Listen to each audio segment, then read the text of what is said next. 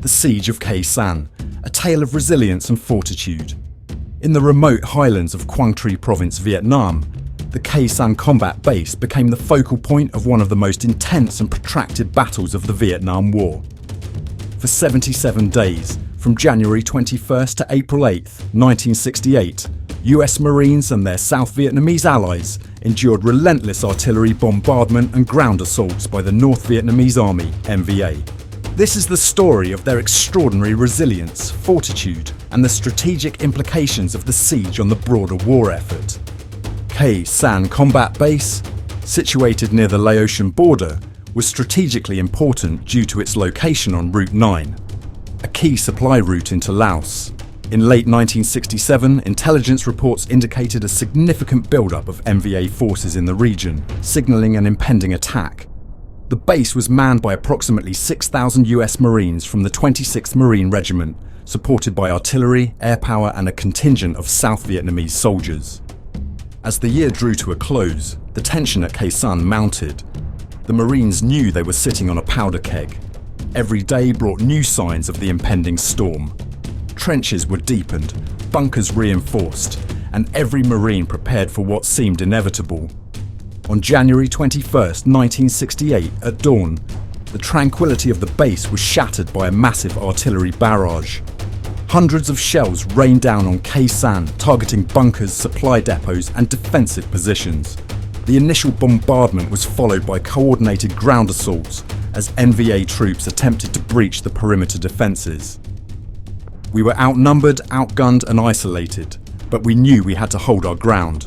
The survival of the base, and possibly the entire region, depended on our resilience. Sergeant Major John L. Canley, US Marine Corps. The Marines scrambled to their battle stations, eyes scanning the horizon through the smoke and chaos. They knew the enemy was close, and they braced themselves for the inevitable clash. Life at Khe Sanh during the siege was a constant struggle for survival. The Marines faced not only the threat of artillery and ground attacks, but also harsh weather conditions and limited supplies. Food, water, and medical supplies were often scarce, and the defenders had to rely on airdrop supplies from C-130 Hercules aircraft. The defenders constructed a network of trenches and bunkers to protect themselves from the relentless bombardment. Daily life was a routine of vigilance, with Marines constantly on alert for incoming shells and enemy infiltrations. Despite the dire conditions, morale remained surprisingly high, bolstered by a sense of camaraderie and duty. We were family. We fought for each other, knowing that our lives depended on every man doing his part. The bonds we forged in that hell will never be broken. Corporal Tom Jenkins, US Marine Corps. Air power played a crucial role in the defense of Khe Sanh. The US Air Force and Marine Corps conducted thousands of sorties to provide close air support, deliver supplies, and conduct strategic bombing of NVA positions. B-52 Stratofortresses flying from Guam executed arc-light missions, dropping tons of bombs on enemy troops and supply lines. Every time we heard the roar of the B-52S overhead, it gave us a boost.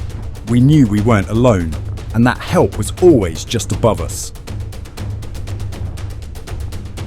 Lieutenant Colonel David E. Lowndes, Commanding Officer, 26th Marine Regiment.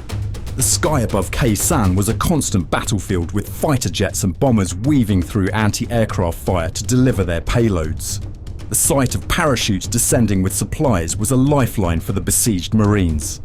The NVA's strategy at Khe Sanh was part of a larger plan to divert US forces and resources in preparation for the Tet Offensive, a series of coordinated attacks across South Vietnam. By besieging Khe Sanh, the NVA hoped to draw American forces away from urban areas and into a protracted battle in the highlands. The NVA committed an estimated 20,000 troops to the siege, utilizing artillery, mortars, and infantry assaults to wear down the defenders. Despite their numerical superiority, the NVA faced significant challenges in breaching the well-fortified base. The enemy was relentless. Day and night they hammered us with artillery and probes. They were determined to break us, but we held firm. Captain James S. Simpson, US Marine Corps.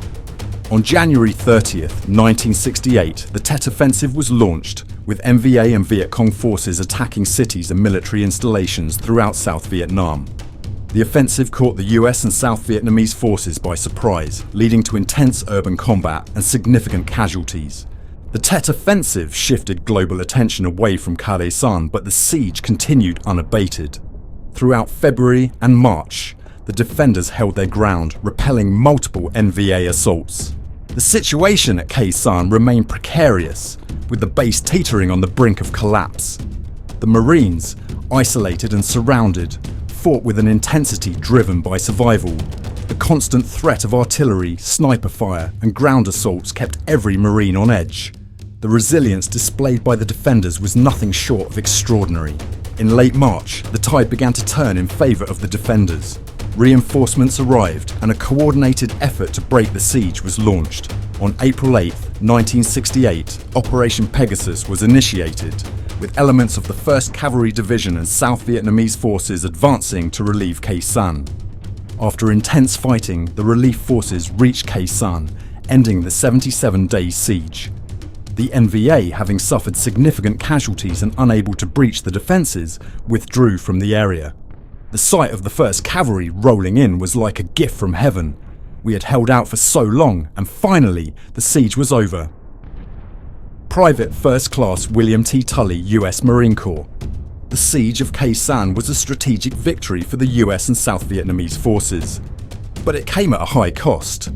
The battle demonstrated the resilience and determination of the US Marines, who withstood one of the most grueling engagements of the Vietnam War. Khe Sanh was a testament to the courage and tenacity of our forces. We faced overwhelming odds, but we stood our ground and held the line. General William C. Westmoreland, Commander, US Military Assistance Command, Vietnam. The siege also had broader implications for the Vietnam War. While the Tet Offensive failed to achieve its immediate military objectives, it significantly impacted US public opinion and policy. The perception of a protracted and unwinnable war contributed to growing anti-war sentiment and ultimately influenced the decision to de-escalate US involvement in Vietnam. The Siege of Khe Sanh stands as a powerful example of resilience, fortitude, and the complexities of modern warfare. The bravery and determination of the US Marines and their allies at Khe Sanh remain a testament to the human spirit's capacity to endure and overcome even the most daunting challenges. The Marines of Khe Sanh left a legacy of heroism and sacrifice that continues to inspire future generations. Their story is one of unwavering courage in the face of overwhelming adversity, a story that will forever be etched in the annals of military history.